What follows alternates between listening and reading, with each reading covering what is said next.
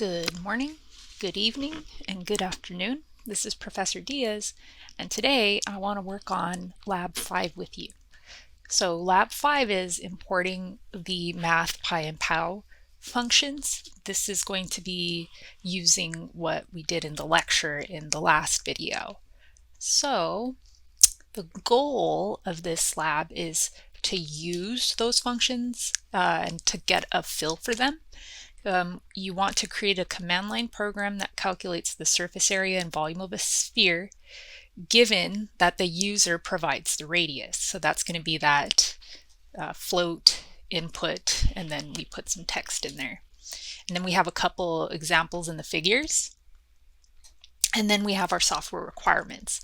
So these are the variables that we need to use: radius, surface area, and volume. And then we also need to only display one number after the decimal point for both of our answers, for both of our calculations of the sphere. So, not too bad. I think we can do this. Let's start by importing the math library. So import math. We'll use a little comment here. Import math. So now we have access to the math library. So the first thing we need to do is to get the user input. So we start with radius. We're going to get the radius first, and we're going to ask the user to enter the radius of a sphere.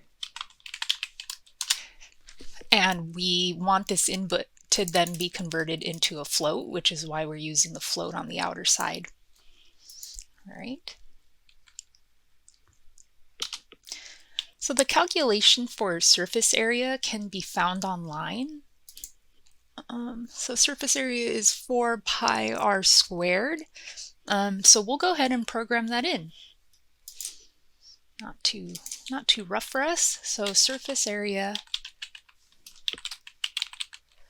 equals 4.0, and I'm using floats, I'm using decimals, and I'm also spacing math.pi. I'm also spacing my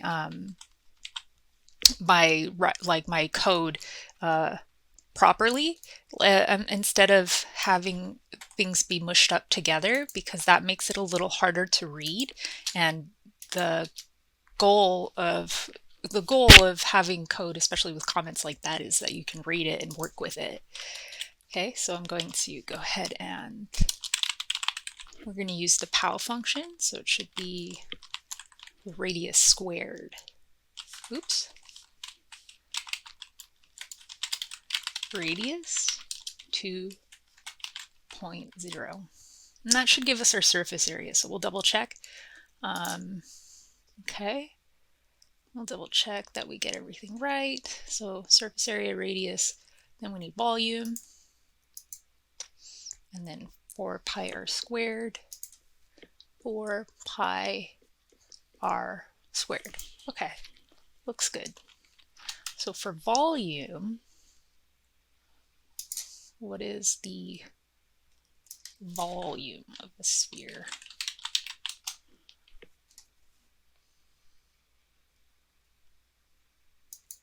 That's going to be 4 over 3 times pi times r cubed.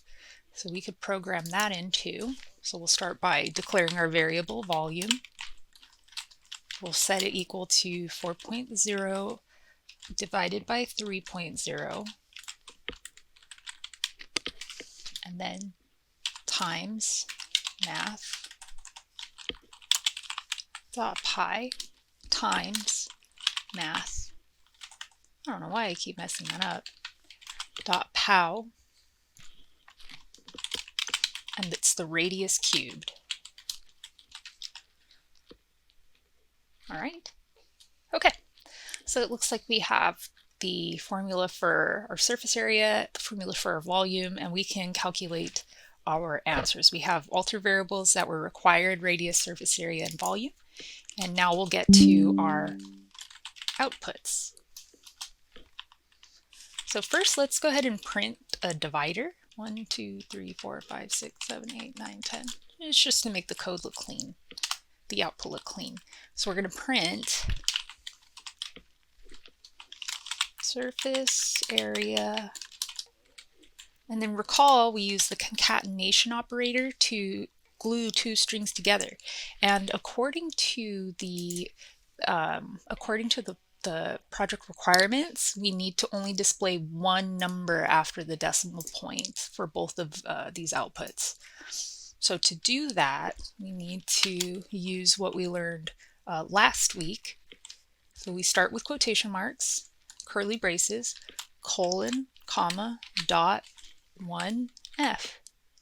And this is a formatting, so we're going to put, oh, hang on a tick. Cannot forget the other curly bracket.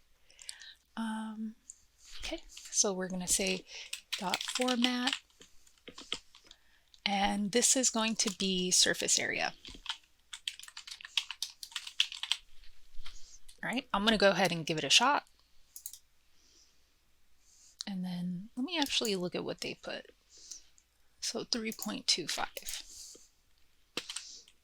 And let's run it. 132.7.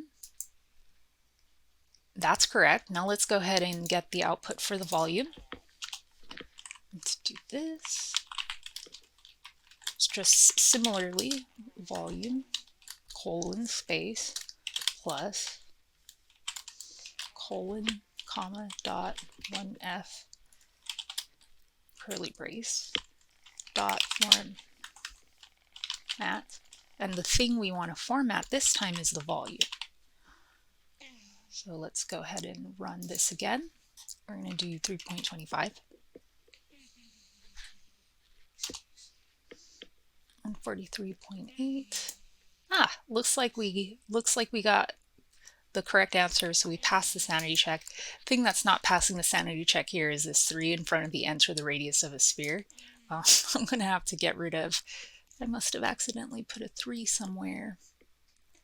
Enter the radius of a sphere. That's a little wonky. Okay, so that is all I have for you today. Thank you so much for listening and have a wonderful day.